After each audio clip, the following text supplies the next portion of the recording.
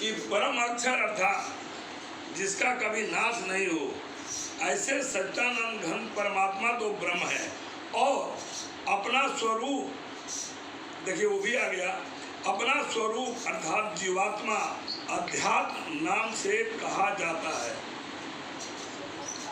वही बोला कि जो आत्मा है, जो जीवात्मा है, वही जो है अध्यात्म है। क्योंकि जब तक हम इन चीज़ों को सुनेंगे नहीं, सत्संग में आएंगे नहीं, ये सब पढ़ेंगे नहीं, तो हमें अध्यात्म का क्या पता है कि अध्यात्म क्या होता है।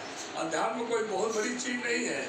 यही चीज़ गीता, रामायण, धार्मिक चीज़ें पढ़िए, आपको अपने आप अध्यात्म का ज्ञान हो जाएगा।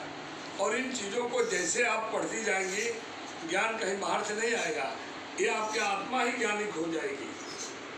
क्योंकि इससे बड़ा तो कोई मंदिर है ही नहीं, इससे बड़ा कहीं भगवान है ही नहीं। जो इंसान अपने आत्मा को पहचान ले, फिर उसको बाकी पहचानने की कोई जरूरत नहीं है। कहीं घूमने की जरूरत नहीं, कोई मूर्ति पूजा करने की जरूरत नहीं है, कुछ नहीं है, बस इसको जानना हमें जरूरी है।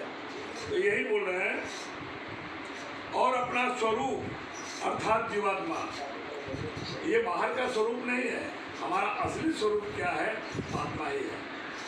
तो पहले भी कहा था, स्वरूप अर्थात जीवात्मा अध्यात्म नाम से कहा जाता है तथा भूतों के भाव को उत्पन्न करने वाला शास्त्र विहित यज्ञ, दान और होम आदि के निमित्त जो द्रव्यादियों का त्याग है, वह कर्म नाम से कहा गया है। अब देखिए, भूतों, ये जो पंचभूत है, पंचभूत में वो सब आ गया है, क्षिति, जल, पावक, गगन, समीरा।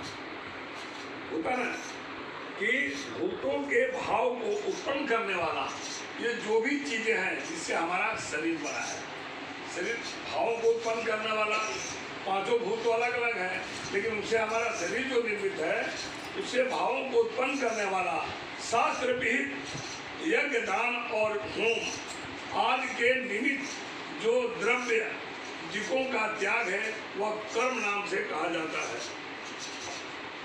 हम जो भी करते हैं शरीर से करते हैं, क्योंकि शरीर का अलग हिस्सा है और आत्मा का अलग हिस्सा है। लेकिन जो भी पूजा पाठ, जप, तप, होम, जो कुछ शरीर से करते हैं, वही हमारा कर्म है। भाई आत्मा तो करे नहीं, आएगी नहीं। अगर आप किसी का भलाई करते हैं तो आप